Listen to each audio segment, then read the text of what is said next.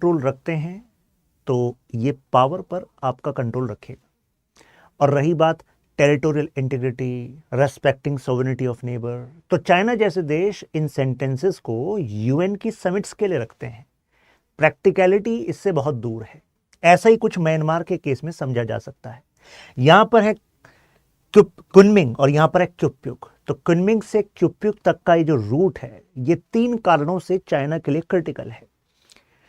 और जब हम चाइना म्यांमार रिलेशंस की बात करते हैं तो आमतौर पर लोगों को यह लगता है कि म्यांमार में तो मिलिट्री कू हुआ है और उस मिलिट्री कू के पीछे चाइना का हाथ हो सकता है।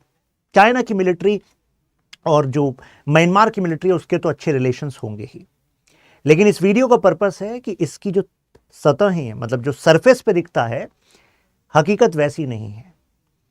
चाइना की जो एक्शंस हैं उससे म्यांमार की आर्मी भी परेशान है और इससे पहले की म्यांमार की जो लोकतांत्रिक यानी कि डेमोक्रेटिक गवर्नमेंट्स रही हैं वो भी परेशान रही हैं। तो क्या है म्यांमार पर कैसे कंट्रोल कर पा रहा है चाइना, और म्यांमार का जो एक्शन है वो चाइना के कौन से ऐसे 3 बड़े कारण हैं जिसको थ्रेटन करेगा? इस पूरी रीजन को हमें जानना होगा। देखिए, it's not just about Myanmar की आर्मी एंड चाइना। म्यांमार का ये जो रीजन है, इसकी जो अपनी हिस्ट्री है, वो आज तक स्ट्रेटेजिक लीवर की तरह चाइना इस्तेमाल कर रहा है। जानते हैं इस पूरी कहानी को बिना देर करें। सबसे पहले तो अभी क्या अपडेट है, ये जो चाइना और म्यांमार का बॉर्डर है ना, इस पे ये वाला एरिया रुइली, यहां पर अभी चाइना अपनी फोर्सेस को बढ़ाता जा रहा है। यहां पर पेट्रोलिंग चल रही है, कुछ जगह पर ड्रोन अटैक्स चल रहे हैं। इस तरफ जो म्यांमार वाली साइड है, यहां पर जो यहाँ के ऑफशूट ग्रुप्स हैं, आर्म ग्रुप्स हैं, वो आपस में लड़ रहे हैं। तो म्यांमार में चल क्या रहा है, चाइना इतना कंसर्न क्यों है? इस पूरी स्टोरी को जानते हैं। अपडेट तो ये है कि यहां पर बॉर्डर पर शेलिंग बढ़ रही है और चाइना इसमें एक्टिवली एंगेज्ड है, not just from China side, from inside Myanmar, और जिससे म्यांमार के इस समय पर जो लीडर हैं वो खुश नहीं है। डिटेल में जाने से पहले आपको बता दूं, आप में से जो लोग यूपीएससी सिविल सर्विस एग्जाम की तैयारी प्लान कर रहे हैं, you can take up this opportunity at study IQ platform. वहां पर जाकर त्यागी लाइव कोर्स से you can start your journey. PSR optional मैं पढ़ाता हूं, उसका नया बैच स्टार्ट हो रहा है 9th को, और ये PSR आंसर राइटिंग बैच है। अगर आपको आंसर राइटिंग करनी है तो यू कैन ज्वाइन दिस। यहाँ पर आपको ये PDF मिल जाएगी, Shashank Tyagi for you, Instagram Telegram, मेरे साथ यहाँ पर कनेक्ट हो सकते हैं। चलिए शुरू करते हैं इस कहानी को कि चाइना का इंटरेस्ट क्या है म्यांमार में।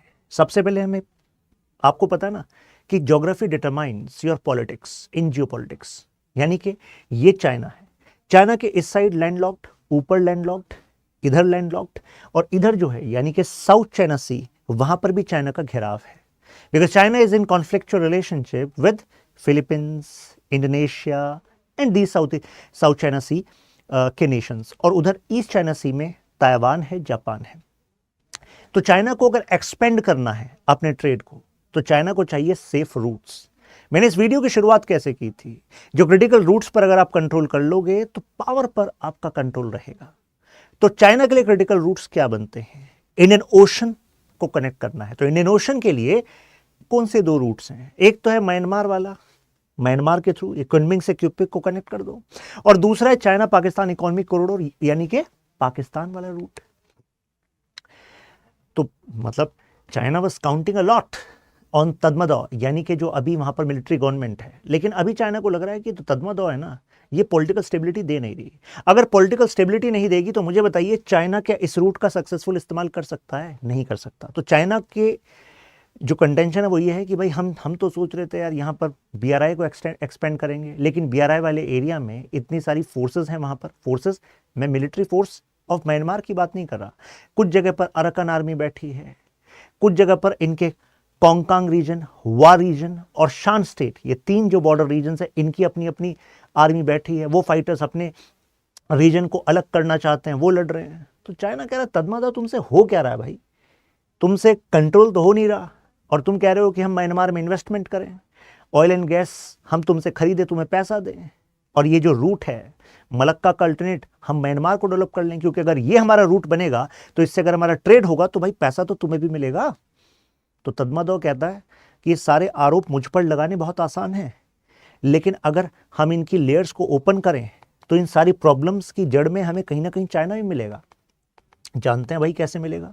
जरा एक और अपडेट देखिए। ये आप देख रहे हैं दावे स्पेशल इकोनॉमिक जोन। म्यांमार की सरकार ने इस रीजन को डेवलप करने का जिम्मा रशिया को दे दिया।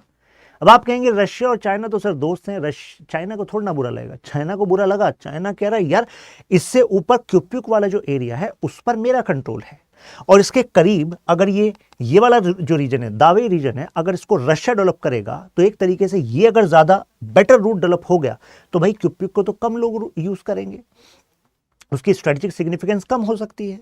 दूसरा reason, Russia and China are having close interest for utilizing this Dawei region. यानी कि इंडिया कह रहा है भाई इसके थ्रू हम भी एक्सपोर्ट करेंगे, हम भी इन वाली रीजन्स के साथ कनेक्ट करेंगे, यानी कि कंबोडिया, थाईलैंड, लाओस, इनके साथ हम भी कनेक्ट करेंगे इस रीजन के through. And China is like यार हमारा जो कंटेंट, मतलब हमारा साथ जिसके कॉन्फ्लिक्चुअल रिलेशन है इंडिया के साथ, वो इसका भी इस्तेमाल कर रहा है, प्लस क्यूपिक के ऊपर सितवे पोर्ट, वहां पर भी इंडिया बैठा है। ये तो दिक्कत वाली बात है चाइना के लिए। तो चाइना सेइंग कि यार म्यांमार तुम हमारे फेवर में हो नहीं, तुम्हें अपनी ताकत दिखानी पड़ेगी कि तुम्हारे अंदर भी तुम्हारे कई दुश्मन हैं जो चाइना के हिसाब से चलते हैं। म्यांमार कह रहा है उसी को तो बैलेंस करना चाह रहे हैं हम वाया रशिया एंड इंडिया, यही तो जियोपॉलिटिक्स है। अब देखिए जरा इनकी हिस्ट्री को ट्रैक करते हैं। जैसे ही नया ये चाइना बना, पीपल रिपब्लिक ऑफ चाइना, उसके बाद म्यांमार जो ब्रिटेन से आज़ाद हुआ था, बर्मा, तो म्यांमार पहला एक नॉन कम्युनिस्ट नेशन आप कह सकते हैं जिसने रशिया को, मतलब अमंग द फर्स्ट, जिसने चाइना को रिकॉग्नाइज किया कि ठीक है भाई you are a nation. 1950s का जो दौर था, मतलब वो ऐसा था कि जो झो एन लाए हैं वो भाई साहब शुरुआत के 10 सालों में लगभग 9 विजिट कर रहे हैं यहाँ की। 1950s एंड 60s के, मतलब जो बीच का जो 10 साल थे, यानी कि 55 से लेकर 65 के बीच में। तो आप कहेंगे यार फिर तो लग रहा है कि सब कुछ अच्छा ही होगा, लेकिन सब कुछ अच्छा नहीं है। अब बताते हैं कैसे अच्छा नहीं है। ये देखिए, चाइना जब बना तो चाइना में communist forces were fighting Kuomintang nationalist forces. Chinese communist forces ने जैसे कुमिंटांग को हराया और उसको पुश बैक कर रहे थे, वो फॉर्मोसा आइलैंड पर सीमित कर दिया था, और यहीं पर जो फॉर्मोसा आइलैंड है यहीं पर ताइवान बन गया, जिसको चाइना कहता है अपना। लेकिन वो जो कुमिंटांग फोर्सेस थी उन्होंने केवल फॉर्मोसा की तरफ ही पुश नहीं करा था, उनमें से कुमिंटांग की कई फोर्सेस जो है वो म्यांमार की साइड आ गई थी, और वो म्यांमार के जंगलों से अटैक कर रहे थे चाइनीज कम्युनिस्ट पार्टीज के जो आपके जो फाइटर्स थे उन पर। तो आप खुद ही सोचो कि तभी से चाइनीज कम्युनिस्ट पार्टी के लिए म्यांमार एक स्ट्रेटेजिक सिग्निफिकेंस का रीजन हुआ कि नहीं हुआ, क्योंकि सबसे बड़ा थ्रेट उनको जो लग रहा था वो म्यांमार वाली साइड से लग रहा था कि जो कुमिंटांग फोर्सेस हैं यहां से हमारे लिए प्रॉब्लम करेंगी। इसी वजह से उस समय पर चाइनीज कम्युनिस्ट पार्टी बीच बीच में रेड करने म्यांमार की टेरिटरी में आ जाती थी, यहीं पर अटैक करती रहती थी। उसके बाद जो रिलेशंस हैं शुरुआत में तो अच्छे थे कि यार all is good, new Nations develop हो रहे हैं, ये भी आज़ाद हुआ है, उसने भी कम्युनिस्ट रिवोल्यूशन लाया है। लेकिन इसके बाद चीज़ें बदलती हैं, जैसे ही आ जाते हैं ये ऑटोक्रेटिक रूल आ जाता है इनका, जनरल नेविन। अब जनरल नेविन को अपने पास पावर कंसेंट्रेट करनी थी, तो सीधा पॉलिटिक्स का रूल है कि अगर आपको चाहिए फॉलोइंग तो आपको लोगों को बताना पड़ेगा थ्रेट कौन है। जनरल नेविन ने कहा कि साउथ एशियन एक तो थ्रेट है, उस समय पर इन्होंने इंडियंस को भी थ्रेट बताया था, इस वजह से इंडिया के भी रिलेशन अच्छे नहीं थे उस समय पर। रीजन क्या है, क्योंकि आपको पता है जो बर्मा वाला रीजन है यहाँ पर भी ब्रिटिशर्स का कंट्रोल था, और ब्रिटिश एडमिनिस्ट्रेशन में टॉप पोजीशंस पर हम इंडियन एथनिसिटी के लोगों को देखते थे, यानी कि जो इंडियंस हैं वो बर्मा में काम करते थे एडमिनिस्ट्रेशन में टॉप पोजीशंस पर। तो जो बर्मा के लोग थे वो इंडियंस को देखते थे as collaborator of colonial powers, Britishers. अब ऐसा ही वो कुछ देखते थे चाइनीज के लिए भी। अब आप कहेंगे भाई चाइनीज कहां से आ गए, मैंने कहा ना बॉर्डर्स मिले हुए हैं। तो इसी वजह से एक जो बॉर्डर वाला रीजन है, जैसे सान, कोकांग और वा स्टेट वाला जो मैंने आपको पार्ट बताया, बॉर्डर वाला यानी कि म्यांमार के वेस्टर्न वाला रीजन, तो वहां पर हमें एथनिक प्रोफाइल मिलती है लोगों की जो बर्मीज और साइनो दोनों है, यानी कि साइनो बर्मीज पीपल उनको बोल देते हैं। तो यानी कि चाइना वाली साइड से भी काफी लोग आकर म्यांमार वाली साइड में बस गए थे, कारण क्योंकि भाई वहां से तो कम्युनिस्ट रिवोल्यूशन चल रहा था, वायलेंट रिवोल्यूशन चल रहा था, जान बचाने के लिए वो म्यांमार वाली साइड भी बसे हुए थे। अब उनके खिलाफ मुहिम छिड़ दी इन्होंने कहा कि भाई हमें तो सॉलिडेरिटी लानी है, तो सॉलिडेरिटी के लिए एक एथनिसिटी को पुश करेंगे, दैट इज बर्मीज, जो कि डिक्टेटर्स करते हैं। डिक्टेटरशिप का एक पहला सा मतलब रूल है कि चलो लेट्स पुश वन आइडेंटिटी। अब इस चक्कर में हुआ क्या कि 1 लाख के आसपास साइनो बर्मीज जो हैं उनको अपना देश छोड़कर जाना पड़ा। इनके म्यांमार वाले एरिया में बसे हुए थे इतने टाइम से, उनको वहां से छोड़कर जाना पड़ा। इसके बाद चाइना ने कहा यार ये तो तुम हमारे बॉर्डर पे इशू क्रिएट कर रहे हो, यहाँ पर रिफ्यूजी क्राइसिस कर रहे हो, थ्रेटन कर रहे हो, अब यहाँ पर जो इतने लोग जाएंगे अपना घर छोड़ के, उनमें से कितने लोग हथियार भी उठाएंगे। तो चाइना ने कहा हम अपने एम्बेसडर को वापस बुला रहे हैं। तो एक तरीके से जो जनरल ने वेन है, इनके रिलेशन अच्छे फिर चाइना के साथ नहीं चले थे। चाइना ने सोच लिया कि अब इसका इलाज ऐसा करते हैं, इनको डोज देते हैं लाल सलाम की, यानी कि चाइना जो है एक कम्युनिस्ट पार्टी ऑफ बर्मा को बनवा देता है। यह है CPB, communist party of Burma, और ये कब्जा कर लेते इस वाले एरिया पर जिसको हम शान स्टेट वाला रीजन कहते हैं। यहाँ पर एक कम्युनिस्ट पार्टी ऑफ बर्मा की सरकार बन जाती है, ये कंट्रोल कर लेते हैं, हथियार की पावर भी थी इनके पास। तो इसके बाद यहाँ पर प्रोटेस्ट स्टार्ट हो जाता है 1988 के आसपास, इकोनॉमिक क्राइसिस हो जाते हैं। अब जनरल नेविन क्या करते हैं, वो कहते हैं कि यार ये जो फोर्सेस हैं, कुछ टेररिस्ट, इनको टेररिस्ट बता रहे थे, ये टेररिस्ट फोर्सेस जो हैं वो जो इतना सारा उन्होंने ब्लैक मनी इकट्ठा किया हुआ है, जिसकी वजह से वो म्यांमार की सरकार को डिस्टेबलाइज कर रहे हैं। लेट्स डू वन थिंग, अब इन्फ्लेशन चल रहा है, जॉब लॉस चल रहा है, ऊपर से वो सोने पे सुहागा डिमोनेटाइजेशन कर देते हैं। अब आपने जो डिमोनेटाइजेशन देखा था 2016 में, आपके पास फिर भी ATMs थे कि भाई आपने वहाँ से लाइन लगा लिया, आपने कन्वर्ट करा लिया, बैंकिंग चैनल से वहाँ से आपने पैसा करा लिया। लेकिन आप उस समय में सोचो म्यांमार में तो मेजर प्रॉब्लम हो गई, तो म्यांमार में लोग और गुस्सा हो गए, सड़कों पर आ गए।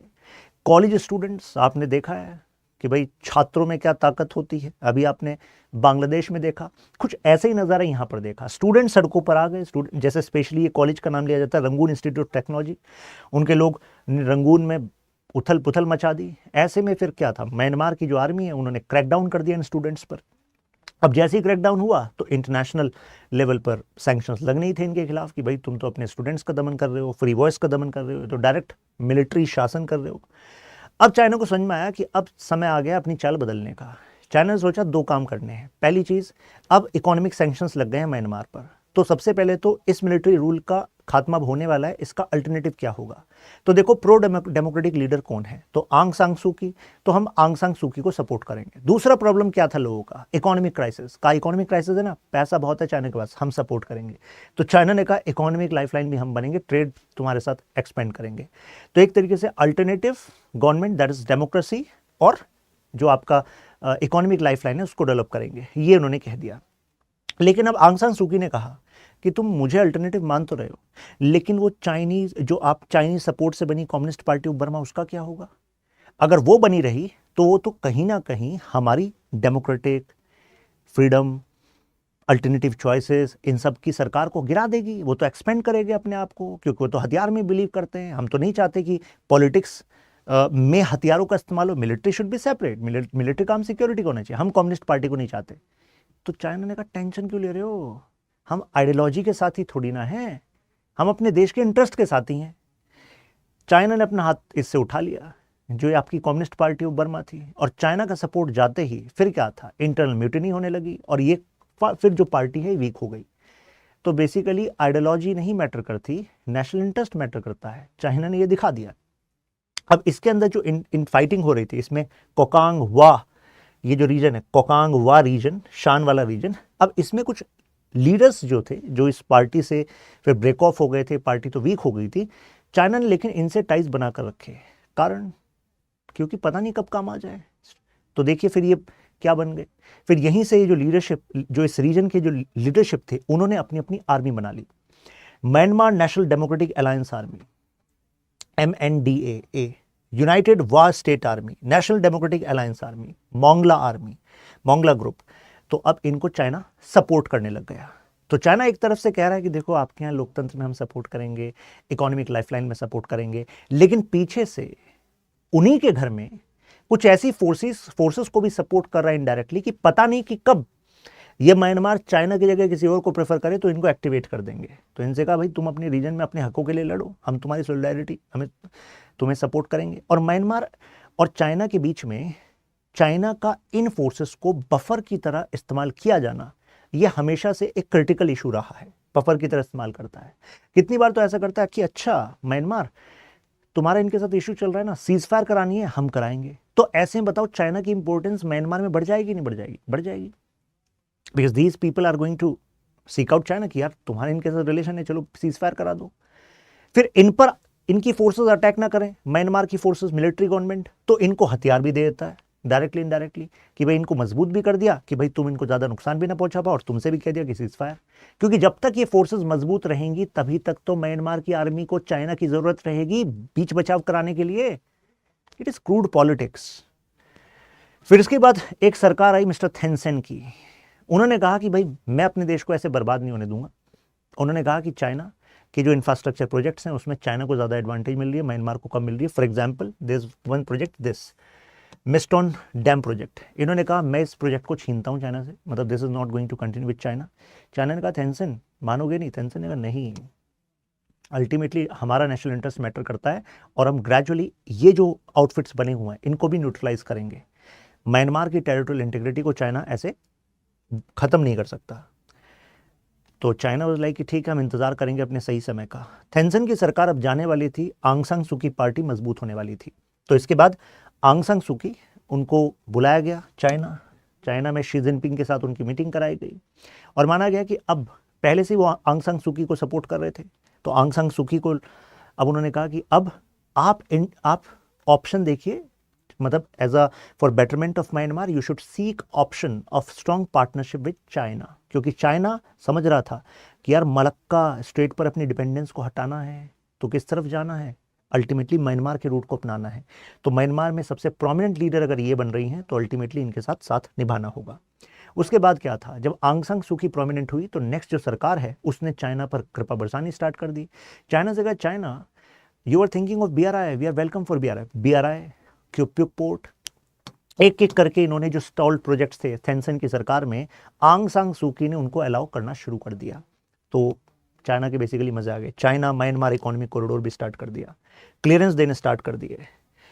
अब यहाँ पर एक और इशू आया, याद है आपको, रखाइन स्टेट में म्यांमार की सरकार आंग सान सू की भी चुप बैठी थी और मिलिट्री के सपोर्ट से फिर यहाँ से क्लियरेंस कराया गया ऑफ द रोहिंग्या मुस्लिम्स। तो रोहिंग्या मुस्लिम्स में जो अरकान आर्मी थी वो भी म्यांमार की आर्मी के साथ लड़ रही थी, तो इन्होंने यहाँ पर एक क्लीन स्वीप स्टार्ट किया जिसमें कि बड़ी एट्रोसिटीज़ की भी कही जाती हैं। फिर यहीं से वो लोग निकल कर कॉक्स बाजार, बांग्लादेश और फिर इंडिया की तरफ आए रोहिंग्या मुस्लिम्स। तो इस वाले जो ये वाला सिचुएशन थी, इस सिचुएशन के बाद हम देखते हैं कि म्यांमार पर इंटरनेशनल सैंक्शंस भी लगते हैं। लेकिन म्यांमार को सपोर्ट किसका है? चाइना का है। चाइना कहता है अरे यूनाइटेड नेशन सिक्योरिटी काउंसिल में हम बैठे हैं ना, जब भी आपके खिलाफ कोई प्रपोजल आएगा हम उसको वीटो कर देंगे, कोई टेंशन वाली बात नहीं है। और अगर ये इंटरनेशनल बॉडीज आप पर सैंक्शन लगा रहे हैं इस वजह से कि भाई एट्रोसिटीज हुई है, रखाइन स्टेट से रोहिंग्या मुस्लिम्स को निकाला गया है, तो टेंशन मत लो, वो इन्वेस्टमेंट ही तो नहीं करेंगे, इन्वेस्टमेंट हम बहुत कर देंगे, FDI हम ले आएंगे। तो एक तरीके से आंग सान सू की जो सरकार है उसने अपने देश को डिपेंडेंट बना दिया चाइना पर ड्यू टू दिस सिचुएशन। अब आंग सान सू की सरकार चली गई, मिलिट्री कू हो गई, और मिलिट्री कू के बाद ये जनाब बन गए मिस्टर हैन, ये बन गए अब लीडर। अब इसके बाद पॉइंट था कि चाइना को लगा यार इतना ज़्यादा डिप्लोमेटिक और फाइनेंशियल सपोर्ट हमने आंग सान सू की सरकार को दिया, वो सरकार तो चली गई, अब इनकी सरकार आ गई। अब क्या होगा BRI के प्रोजेक्ट्स का? तो चाइना को समझ में आया कि यार अल्टीमेटली इनको जो चाहिए वही हमें चाहिए, ये स्टेबिलिटी चाहते हैं, स्टेबिलिटी के लिए म्यांमार की मिलिट्री गवर्नमेंट को भी हमारा समर्थन ज़रूरी है, क्योंकि भाई इन्वेस्टमेंट भी तो हम कंटिन्यू कर रहे हैं, FDI ला रहे हैं, पैसा ला रहे हैं, तो वो जनता के लिए भी तो अच्छा है, जॉब भी तो मिलेंगी। तो ऐसे में इन्होंने अपने रिलेशंस को यहाँ पर बनाकर रखा। अब यहाँ पर एक और इशू आ रहा है कि म्यांमार की यही आर्मी जब इन ऑफशूट ग्रुप से लड़ रही है तो ये ऑफशूट ग्रुप कई जगह पर म्यांमार की आर्मी को बैकफुट पर पहुंचा रहे हैं, और म्यांमार की आर्मी का कहना है इसका कारण है चाइना इनके देश के इन आतंकवादी समूहों को पैसा और हथियार दे रहा है। इस वजह से all is not good between Myanmar army and China. अब इसमें एक और इंटरेस्टिंग ट्विस्ट है, ये scam centres in China's new headache. अब समझ लीजिए ये इन्होंने चाइना को डोज दे दिया। अब क्या ये है लोक्वाई, मतलब लोकेंग रीजन बोला जाता है इसको, लोकेंग जगह है। तो यहाँ पर स्कैम सेंटर्स बने हुए हैं, ये कुछ 4 फैमिलीज हैं, ये फैमिलीज तो इंपॉर्टेंट नहीं है, मुद्दा यहाँ पर ये है कि ये स्कैम सेंटर्स बने हुए हैं। और स्कैम सेंटर्स का मतलब है कि यहाँ से हैकिंग, स्कैम्स, जो भी मतलब साइबर स्कैम्स होते हैं वो चलते हैं, और छोटे मोटे नहीं बड़े स्तर पे चलते हैं, बाकायदा इंस्टीट्यूशन की तरह बनाए जाते हैं। चाइनीज टैलेंट्स को भी अट्रैक्ट कर रहे हैं एट हाई पे पैकेजेस। और इसके बाद ये चाइना की ही कंपनियों के जो डेटा होता है उसको हैक कर लेते हैं और उसके बाद उनसे फंड लेते हैं, उसके बाद उसको रिलीज करते हैं। आपने सुना होगा रैंसमवेयर के बारे में। तो एक तरीके से ये म्यांमार का बदला हो रहा है against Chinese capitalism, against Chinese money which is going on from this region. और इसको सपोर्ट किसका है? इसको लोकल पुलिस का भी सपोर्ट है और तदमदौ यानी कि म्यांमार की मिलिट्री का भी सपोर्ट बताया जाता है।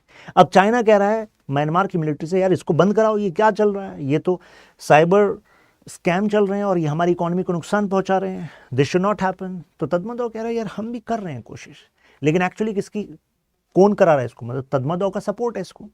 तो अब चाइना ने क्या करा? चाइना ने कहा तदमदौ तुम तो हमारे काम आओगे नहीं, क्योंकि ये जो स्कैम सेंटर्स हैं तुम्हें भी पैसा प्रोवाइड कर रहे हैं, ये चाइनीज को स्कैम करते हैं और म्यांमार की आर्मी को पैसा दे रहे हैं।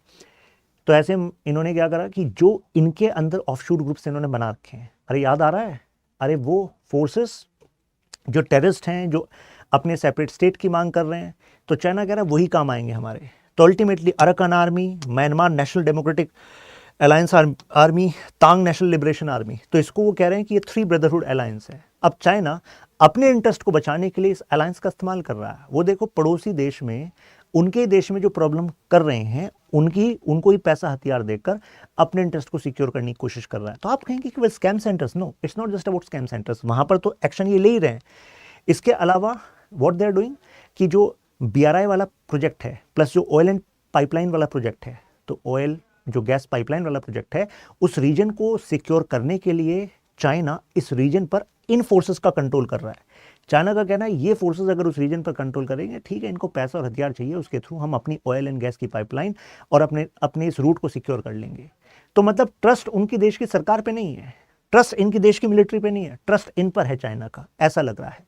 अब आप कहेंगे ऑफिशियली हो रहा है कि नहीं, अनऑफिशियली हो रहा है, लेकिन ये म्यांमार की आर्मी की स्टेटमेंट्स में नजर आ रहा है कि ऐसा ही हो रहा है, क्योंकि इनका कहना है कि जिस तरफ से चाइना के ये BRI प्रोजेक्ट जा रहा है, मतलब दिस रूट कुनमिंग से क्यूपिक, उसमें करीब 3100 स्क्वायर किलोमीटर का एरिया वो इस वजह से लॉस्ट हो गया क्योंकि sophisticated weapons, Chinese weapons were found with these forces.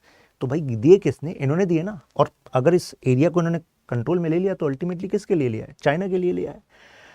अब यहाँ पर what is the counter of Myanmar, और क्या कर रहा है म्यांमार की मिलिट्री?